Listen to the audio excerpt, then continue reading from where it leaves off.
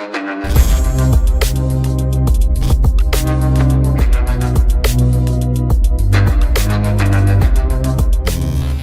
Guys, कैसे हैं आप? उम्मीद करते हैं आप सब खैरियत से होंगे, खुश होंगे और हमारी दुआ है कि हमेशा खुश रहें, हंसते और मुस्कुराते रहें। मेरा नाम है रहमान अनवर। मैं हूं मोहम्मद सईद और मैं मुज़फ़्फ़र इकबाल। और भाई आज हम जिस वीडियो पे रिएक्ट करने जा रहे हैं, इस वीडियो का टाइटल है बाहुबली। अतीक अहमद के बेटे असद अहमद, अतीक अहमद अमीश पाल के अकाउंटर की अंदरूनी कहानी। तो कल का ये वाक़या है, तो खैर देखते हैं। सबसे पहले वीडियो तो भाई ने सारी डिटेल दी है, जो मामला हुआ तो सब जानना ज़रूरी है, क्या था क्या नहीं। करते वीडियो स्टार्ट और देखते हैं। तो अगर वीडियो पसंद आए लाइक सब्सक्राइब ज़रूर कीजिएगा। 13 अप्रैल 2023 की दोपहर लगभग 1:31 के आसपास प्रयागराज की सीजीएम कोर्ट में सुनवाई चल रही थी और कटघरे में खड़े हुए हैं दो व्यक्ति, एक बाहुबली अतीक अहमद और उसका भाई अशरफ। इसी बीच में जो लोग इस अदालत के अंदर हैं और अदालत के बाहर हैं, ज़्यादातर लोगों के मोबाइल पर एक नोटिफिकेशन आता है, एक बेल बजती है। और जब लोगों ने अपने ही मोबाइल को चेक करना शुरू करते हैं तो उन्हें देखकर यकीन नहीं हो रहा था। इसके बाद कुछ लोगों ने वेबसाइट को खंगालना शुरू किया तो कुछ लोगों ने एक दूसरे से कंफर्म करना शुरू कर देते हैं। तभी एक व्यक्ति उस अदालत की कार्रवाई से बाहर निकलता है और बाहर निकलने के बाद एक फ़ोन मिलाता है और फ़ोन मिलाने के बाद पूछता है कि ये जो खबर चल रही है सोशल मीडिया पर, इसमें कितने प्रतिशत सच्चाई है। तो उधर से आवाज़ आती है कि जो न्यूज़ चल रही है उसमें 100% सच्चाई है।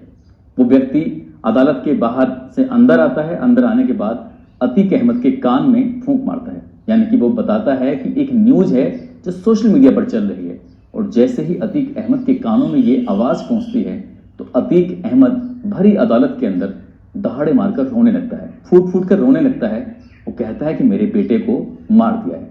तभी लोगों को यकीन हो जाता है कि ये पूरे देश में ज़्यादातर लोगों के मोबाइल पर जो मैसेज चल रहा था वो सही है। उसके बाद फिर देश भर की मीडिया में ये मैसेज तेजी के साथ वायरल होता है। वो व्यक्ति जो लोगों की हत्याएं करता था, जान लिया करता था, वो व्यक्ति जब तक गोलियां मरवाता रहता था, जब तक के सामने वाला मर नहीं जाता था, वो व्यक्ति आज अपने बेटे के मरने पर फूट फूट कर रो रहा था। आज उसके खानदान में, आज उसके परिवार में ये पहली हत्या थी। या तो उसने किसी की हत्या की थी या फिर उसके लिए किसी ने गोलियां खाई थी, लेकिन अतीक अहमद ने कभी गोलियां नहीं खाई थी। आज ये पहला ऐसा मामला था जब अतीक अहमद के परिवार से कोई गया था। आदाब, नमस्कार, सत श्री अकाल। मैं उस्मान सैफी। आज की जो सच्ची घटना मैं आपको सुनाने जा रहा हूँ, ये सच्ची घटना शुरू होती है इलाहाबाद से। दरअसल जिसको लोग आजकल प्रयागराज के नाम से भी जानते हैं।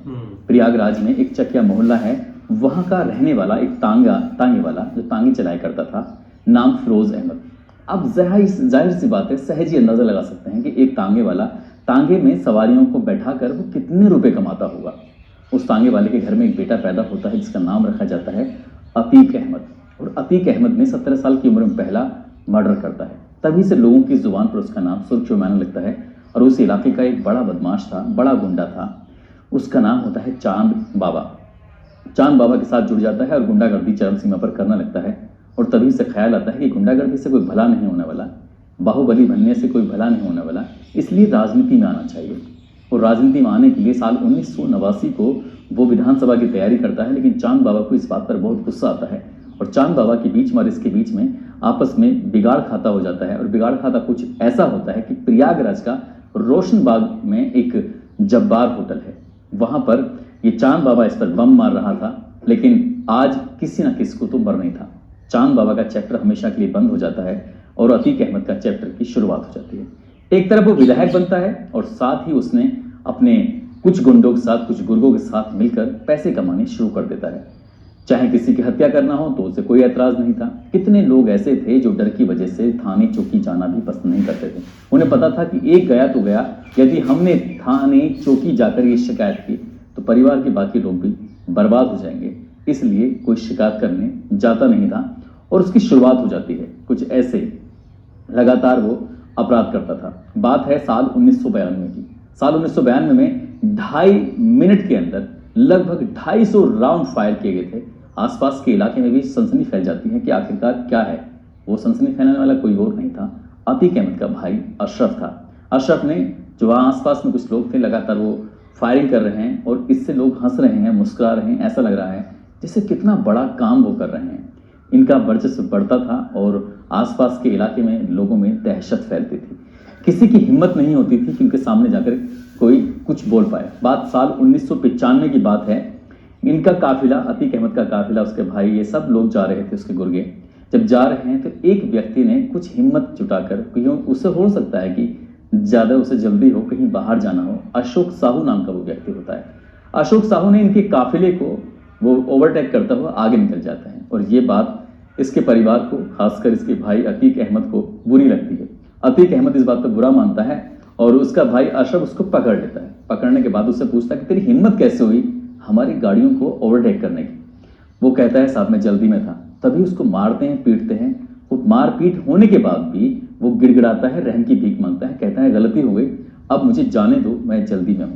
तभी उसको गोलियों से भून देते हैं। अशोक साहू की जब हत्या की जाती है, ये मामला उन दिनों 1995 में बड़ा सुर्खियों में रहा था, बहुत तेजी के साथ वायरल होता है। लेकिन इनकी हत्या करने का, इनकी जमीनों पर कब्जा करने का, इनका किसी का अपहरण करने का जो सिलसिला था वो थमता नहीं था, वो लगातार चल रहा था। साल 2002 की बात है। एक पार्षद होती हैं, नस्ल नाम होता है उनका, उनको भी कुछ इसी तरह से गोलियों से भून दिया जाता है। जब गोलियों से भूना जाता था तो उसके बाद ये खबर अखबार में आती थी, लेकिन किसी की कुछ कहने की हिम्मत नहीं होती थी। और जैसे जैसे हत्याओं का सिलसिला ये बढ़ रहा था, वैसे वैसे आसपास के इलाकों में वर्चस्व कायम हो रहा था। साल 2003 आता है। एक बीजेपी के नेता होते हैं, नाम अशरफ होता है। अशरफ ने कुछ आवाज़ उठानी शुरू की, इनके विरोध में जाने की कोशिश की। इनके खिलाफ जब आवाज़ उठा रहे थे तो पता चलता है कि अशरफ का चैप्टर भी हमेशा हमेशा के लिए गोलियों से बंद कर दिया जाता है, खत्म कर दिया जाता है। जब अशरफ भी मारा जाता है, ये भी नहीं लगता है कि ये अपनों को भी नहीं छोड़ते हैं। हालांकि जब ये गोलियां चलाई जाती थी तो गोलियां या तो सामने वालों को लगती थी या और दूसरी साइड में अतीक अहमद की साइड में लगती थी। तो इनके पाले हुए बहुत सारे ऐसे गुर्गे थे जो कम पैसों में, सिर्फ खाने पीने में या पैसों से वो लोगों की गोलियां खाते थे और इसके परिवार को कभी आंच नहीं आने देते थे। ऐसे ही वक्त आगे बढ़ता है और वक्त आगे बढ़ने के बाद लगातार 5 बार विधायक रहने के बाद अतीक अहमद का मन किया कि उसे फूलपुर से सांसद बनना है, इसलिए वो सांसद बन जाता है। और अतीक अहमद का मन करता है कि जो उसका भाई है अशरफ, उसको विधायक बना देते हैं। पश्चिम एक सीट होती है इलाहाबाद की, लेकिन वहां से इन्हीं का एक साथी होता है जो इनसे रुष्ट हो जाता है, नाराज हो जाता है, नाम राजूपाल होता है। वो पश्चिम की सीट से विधानसभा का इलेक्शन लड़ता है, इलेक्शन जीत जाता है और ये बात अतीक अहमद को बहुत ज्यादा खराब लगती है। बात है 25 जनवरी 2005 की, जब वो बसपा का विधायक होता है, राजूपाल जिसका नाम होता है, अपने साथियों के साथ जब एक हॉस्पिटल से अपने घर वापस आ रहा था तो उस दिन एक उसकी क्वालिस गाड़ी का पीछा करते करते गाड़ी जब आती है तो एक जगह गाड़ी को रोका जाता है और लगातार एक के बाद एक गोलियां चलाई जा रही थी। यहाँ पर संदीप यादव होता है और देवीलाल, 2 लोगों की मौत हो जाती है। तभी जो उसके साथी होते हैं राजूपाल के, उन्हें लगता है कि शायद उनके साथी में अभी जान बाकी है, गोलियां 10-12 से ज्यादा लग चुकी थी। वो एक टेम्पो में उसको बिठाते हैं, उसकी लाश को, यह जिंदा था, उन्हें लगता था कि जिंदा है, इसे हॉस्पिटल लेके जाएंगे तो ये ठीक हो जाएगा।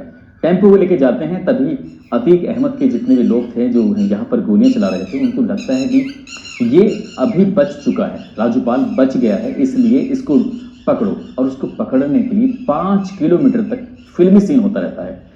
टेम्पो आगे है जिसमें क्या राजूपाल लेटा हुआ है, खून से लथपथ है और पीछे अतीक अहमद के लोग पीछा कर रहे हैं। लगभग 5 किलोमीटर दूर तक दौड़ाते हैं और दौड़ाने के बाद उसको पकड़ते हैं, फिर से गोलियां मारते हैं।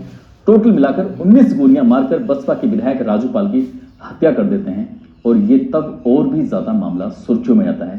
किसी विधायक की हत्या करना अपने आप में बड़ी बात होती है, लेकिन इनका जो टांगे वाले का बेटा जो बहुत गरीब परिवार का होता है, विधायक बनने के बाद लगातार अपने पैसे का जो वर्चस्व था लगातार बढ़ता रहता है। वर्चस्व भी बढ़ता है, पैसा भी बढ़ता है, शान शौकत भी बढ़ती है, सब चीज़ बढ़ती हैं, शादी होती है और फिर बच्चे भी पैदा होने शुरू हो जाते हैं। 1-2 नहीं, 5 बच्चे पैदा होते हैं इस अतीक अहमद को। लेकिन इसका जो सिलसिला था बात मैं करूंगा, साल 2015 की है, 25 अक्टूबर का दिन था।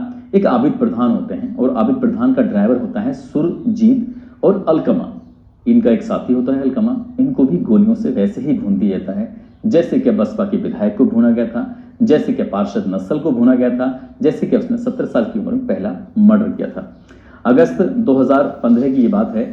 लखनऊ का पीजीआई के पास एक सुशील गुरनानी नाम का एक बिजनेसमैन होता है, वो अपने प्लॉट का निर्माण करवा रहा था।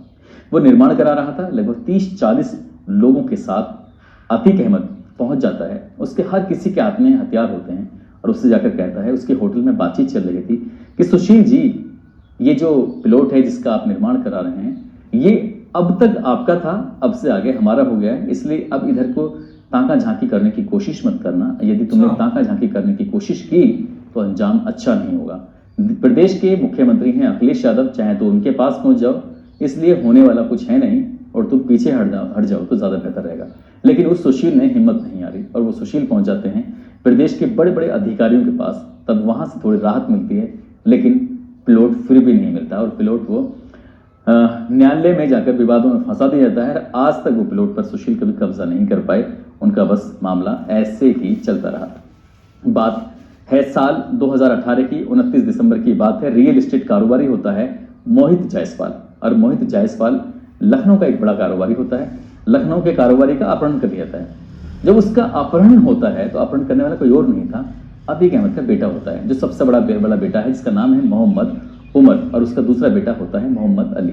ये इसका अपहरण करते हैं। अपहरण करने के बाद देवरिया की जेल में लेके जाते हैं। देवरिया की जेल में ले जाने के बाद उसको वहां पीटते हैं। पीटने के बाद लगभग 40 करोड़ रुपए की संपत्ति पे सिग्नेचर कराते हैं। उसके पास एक एसयूवी कार होती है, उस पर भी कब्जा कर लेते हैं। और जब वो शिकायत करने पहुंचता है तो लोगों को यकीन नहीं होता, लेकिन जेल में पिटाई का वो वीडियो सोशल मीडिया में वायरल होता है। तब अतीक अहमद की गुंडागर्दी का लोगों को पता चलता है कि अतीक अहमद साल 2018 में भी कमजोर नहीं है, भले चाहे उत्तर प्रदेश के अंदर योगी आदित्यनाथ की सरकार क्यों ना हो। ये सब चलता रहता है और ऐसे ही इसकी गुंडागर्दी या इसकी जो वर्चस्व था अपने बढ़ाने के लिए लगातार चल रहा था। इस बीच में हालांकि मायावती की सरकार जो पहले रही थी तो काफी इसकी संपत्तियों को नुकसान पहुंचाया गया, क्योंकि इसको गिरफ्तार करने की जो कोशिश की जा रही थी, गिरफ्तार नहीं हो रहा था। तब उसकी कुर्की कार्रवाई होती है, तभी दिल्ली में सरेंडर करता है। सरेंडर करने के बाद इसको गिरफ्तार किया जाता है। गिरफ्तार करने के बाद इसको यूपी की जेल में रखा जाता है, लेकिन यहाँ से इसको सीधा गुजरात के साबरमती जेल में रखा जाता है। वहां रखने के बाद भी इसका गुंडागर्दी का आलम कम नहीं हो रहा था। इसने लेवल बढ़ते ही गया। 44 सेकंड का एक वीडियो था जो सोशल मीडिया पर बहुत तेजी के साथ वायरल होता है 24 फरवरी 2023 को, और वो वीडियो होता है धूमनगंज इलाके का। एक वकील होते हैं जिनका नाम होता है उमेश पाल। उमेश पाल राज्यपाल के जो विधायक होते हैं, जिनका 2005 में मर्डर होता है, उनके बड़े खास दोस्त होते हैं। और बताया जाता है कि वो राज्यपाल हत्याकांड के गवाह भी होते हैं, मुख्य गवाह होते हैं। जब वो अपने घर जा रहे थे, घर में अंदर एंट्री कर रहे हैं, तब वहां कई लोग आते हैं अलग अलग। इसमें एक असद अहमद होता है। असद अहमद कोई और नहीं था, अतीक अहमद का बेटा होता है। गुड्डू मुस्लिम होता है, गुलाम होता है, अरमान होता है, साबिर होता है, शाहरुख उर्फ पिंटू होते हैं। चारों तरफ से घेराबंदी कर लेते हैं और यहाँ पर गोलियां चलाना शुरू कर देते हैं। कोई बम फेंक के मार रहा है तो कोई गोली चला रहा है, कोई दुकान से खरीदारी करने का नाटक कर रहा है तो गोली चला रहा है, कोई बाहर खड़ा हुआ पॉलिथीन लेकर खड़ा हुआ है तो गोली चला रहा है। यहाँ पर एडवोकेट उमेश पाल की हत्या की जाती है और इसके जो साथी होते हैं, गनर होते हैं, पुलिसकर्मी होते हैं जो सुरक्षा में लगे हुए थे, संदीप निषाद और राघवेंद्र सिंह, इनको भी मौत के घाट उतार दिया जाता है। यहाँ मौत के घाट उतारने के बाद अभी तक मैंने ये सब कहानी आपको इसलिए सुनाई है कि हत्याएं तो पहले भी बहुत सारी हुई हैं। 101 मुकदमे इस पर दर्ज हो जाते हैं और कितने ही लोग ऐसे हैं जो सामने भी नहीं आ पाते। हत्या होने के बाद भी, उनकी फिरौती या अपहरण होने के बाद भी, बहुत सारे उनके साथ अपराध होने के बाद भी, उनकी जमीनों पर कब्जा होने के बाद भी। लेकिन बात थी यहाँ 2 पुलिस वालों की हत्याएं होती हैं। 24 फरवरी 2023 को एक पुलिस वाला होता है संदीप निषाद, दूसरा पुलिस वाला होता है राघवेंद्र सिंह। क्योंकि हत्याएं तो पहले भी होती रही हैं, विधायक की भी हत्या हुई थी, अभी तक तो उस वाले मामले में कुछ हुआ नहीं। लेकिन जब बात पुलिस पर आती है तब पुलिस की नींद टूटती है और ऐसे बदमाशों की, ऐसे गुंडों की, ऐसे बाहुबलियों की कमर टूटनी शुरू हो जाती है। और 13 अप्रैल 2023 को जब सीजीएम कोर्ट प्रयागराज में कार्रवाई चल रही थी अदालत की, तो उसी बीच झांसी से खबर चल रही थी कि अतीक अहमद का जो बेटा होता है 3रे नंबर का, क्योंकि उसके 2 बेटे होते हैं बड़े बड़े, मोहम्मद उमर जो जेल में है लखनऊ की, मोहम्मद अली जो जेल में है, असद जो कि उमेश पाल हत्याकांड का प्रमुख होता है, उसका फोटो, उसका जो चेहरा होता है वो सोशल मीडिया पर बहुत ज्यादा तैर रहा था। तब जाके पुलिस की आंखें खुलती हैं, पुलिस वालों की हत्या होती है, साथ ही उमेश पाल की हत्या होती है। उसको लगातार ढूंढने की कोशिश कर रहे थे। बताया जाता है कि 44 या 45वें दिन में जाकर आखिरकार पुलिस, इनके एसटीएफ उत्तर प्रदेश, उसको तलाश कर लेती है। तलाश करने के बाद उसको रोकने की कोशिश कर रही थी, कह रहे थे कि तुम अपने आप को सरेंडर कर दो, अपने आप को पुलिस के हवाले कर दो, लेकिन वो उस पर गोली चला देता है। और जब गोली चलाता है पुलिस के ऊपर तो पुलिस जवाबी कार्रवाई में उसको मार डालती है। वो अकेले नहीं मरता बल्कि गुलाम भी मारा जाता है, जो शार्प शूटर होता है, जो इस दिन यानी 24 फरवरी को जब ये उमेश पाल की हत्या होती है तो उसमें लगातार वो गोलियां चला रहा था। इसके दो बेटे और है होते हैं जो चौथे नंबर और पांचवें नंबर, चौथे नंबर का अजहम नाम होता है और पांचवें नंबर का बेटे का नाम होता है अवान, जो कि जेल में है। 3 मार्च 2023 को इनको भी गिरफ्तार कर लिया जाता है। बताया जाता है कि उमेश पाल की हत्याकांड में उनका भी नाम शामिल होता है। जिसकी पत्नी होती है शाइस्ता परवीन, इस पर भी 50,000 का इनाम घोषित है, लेकिन वो अभी फरार चल रही है। साथ ही इसकी बहन है आयशा नूरी, वो भी फरार चल रही है। भाई अशरफ है जो कि जेल में बंद है, हालांकि फिलहाल वो रिमांड पर है। लेकिन जो छोटे बच्चे हैं उनको रखा गया था बाल संरक्षण गृह में, क्योंकि वो उनकी उम्र अभी 18 साल कंप्लीट नहीं हुई है। ये बात मैंने इसलिए बताने की भी आपको कोशिश की थी, जब पिछले दिनों कानपुर के बिकरू में कई पुलिस वालों की हत्या हो जाती है तो पुलिस वाले फिर अपने ही साथियों की हत्या का बदला लेने के लिए गाड़ी को पलट देते हैं। गाड़ी पलटती है और उसमें बिकरू कांड का मुख्य जो आरोपी होता है वो मारा जाता है, विकास दुबे। ऐसे ही ये मामला चल रहा है तो इसमें भी, लेकिन पुलिस को उतने ही मामले और भी मामलों में गंभीरता से लेना चाहिए जैसे और अन्य लोगों के साथ अपराध होता है। कहीं भी छोटी सी जगह, आप किसी भी शहर में क्यों ना रहते हो, आप किसी जगह क्यों ना रहते हो, आसपास में कोई ना कोई गुंडा होता ही है। किसी की बहन बेटियों को परेशान करता है तो कहीं कुछ ना कुछ उन्हें दिक्कत परेशानी खड़ी कर देता है। किसी की जमीन पर कब्जा कर लेता है तो किसी के बच्चे को अपहरण कर फिरौती मांग लेता है। हालांकि इस सरकार में ये दावा किया जाता है कि ये सब गुंडागर्दी कम हो गई है, लेकिन ये दावा सही उतना नहीं है जितना होना चाहिए। गुंडागर्दी कम जरूर हुई है, लेकिन जो पूर्व की सरकारों में गुंडागर्दी करते थे उनकी गुंडागर्दी जरूर कम हुई है। सरकार को अभी और सख्ती से कदम उठाने की जरूरत है और ताकत से काम करने की जरूरत है। जो आसपास के जितने भी गुंडे हैं उनको जेल पहुंचाकर कानून को अपना काम करने की जरूरत है। न्यायालय में कम से कम समय में अगर आरोपियों को सजा मिले, उन्हें अगर कम से कम समय में उनको सुधारा जा सके तो ये और भी अच्छा होगा। लेकिन जो भी इस परिवार में अतीक अहमद ने एक तांगे वाले के घर में पैदा होने के बाद बताया जाता है, मीडिया रिपोर्ट कहती है लगभग 1400 करोड़ रुपए की संपत्ति अर्जित की थी, तो वो यूं ही नहीं किसी न किसी का गला काट कर की थी, किसी न किसी की हत्या करके की थी, किसी न किसी की जमीन कब्जा करके की थी, किसी न किसी का अपहरण करके की थी। दोस्तों, इस पूरे घटनाक्रम को सुनाने का उद्देश्य है किसी को परेशान करना नहीं है, किसी का दिल दुखाना नहीं है, बल्कि आपको जागरूक करना है, आपको सचेत करना है। और जाते जाते आज शैलेश यादव हैं, आगरा के रहने वाले हैं, श्री प्रकाश हैं, आज इनका जन्मदिन है। इनको जन्मदिन की बहुत सारी शुभकामनाएं, बहुत बहुत मुबारकबाद। हाँ जी गाइस, तो जैसा आपने भाई देखा कि एक शुरू से भी जानना ज़रूरी है कि क्यों उनको निकाल कर भाई ख़त्म कर दिया गया, लेकिन अब सारे मामले की तह तक जाके पहुंचे तो भाई उन्होंने बहुत मतलब जो तो बचाया हुआ था यार, ये तो बहुत बेकसूर थे जिनकी उन्होंने भाई जान ली, तो फिर उनके साथ ऐसा होना लाजिम था जो उनके साथ भाई हुआ। बिल्कुल, देख लो यार, उसके 5 बच्चे थे और 5 के 5 ही इसी काम में है। हाँ। और खुद भी जो है ना वो इसी काम में, आगे जो है ना उसका भाई अशरफ जो है ना वो भी इसी काम में। तो मतलब ये कि एक पूरा गैंग था ये तो है भाई, बड़ा गैंग था ना। ये तो एक हमें भी अभी भी जो है ना एक फिल्मी सीन जो है ना वो लग रहा है। और देख लो कैसे मतलब, लेकिन बाकी 4 भी उन्होंने पकड़े और उनकी जो है ना वो वालदा, वो भी, उनकी सिस्टर भी, तो सारे भाई बहन सब कुछ भाई। सही बात है भाई। आप देखो ना, एक जैसा एक इतनी संपत्ति बता रहे हैं वो तो भाई एक ऐसे काम 2 नंबर से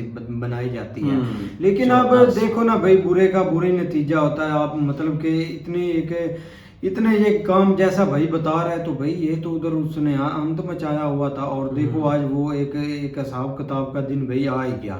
लेकिन भाई हमें नहीं लगता, क्योंकि आप देखो ना, एक अगर इधर अब तो एक इंडिया में ये न्यूज़ मतलब कि काफ़ी एक फैल गई है, एक वायरल हो गई है, लेकिन जब इधर पाकिस्तान में या किसी और कंट्री में सुनेंगे तो वो एक मजहब कार्ड खेल जाएंगे। वो यही बोलेंगे कि उधर मुसलमान नहीं सेफ है, एक मुसलमान को टारगेट किया गया।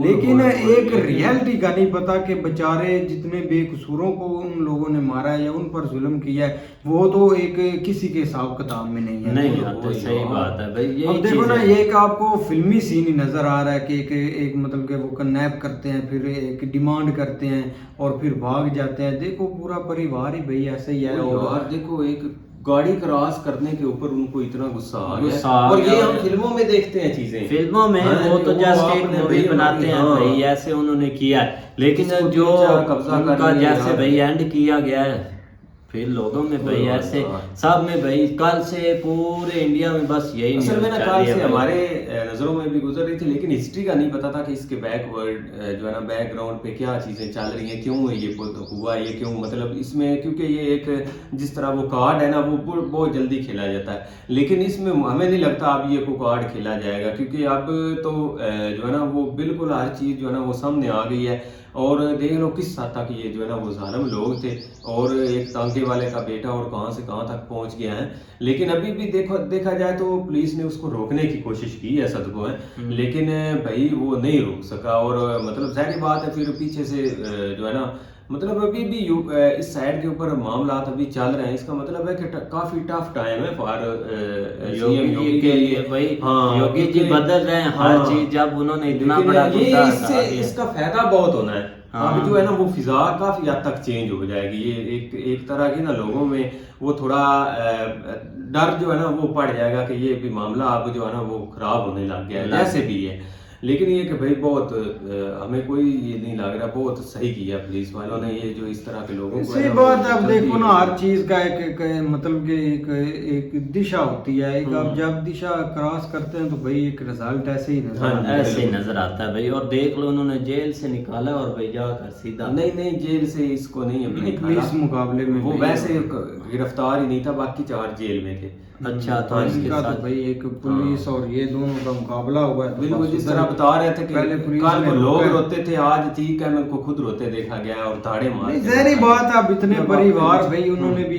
एक मतलब कि उनके भी साथ ऐसे किया है जो कि अब अपने साथ हुआ है, तो एक ऐसे ही लोग करते हैं, दूसरों की परवाह नहीं करते। जब अपने पर बात आती है तो सब एक दाइयां मार कर रोते हैं। रोते हैं भाई, बिल्कुल भाई। तो उम्मीद करते हैं आपको वीडियो पसंद आएगी। अगर पसंद आए तो लाइक सब्सक्राइब जरूर कीजिएगा और कमेंट में अपनी राय का इज़हार जरूर कीजिएगा।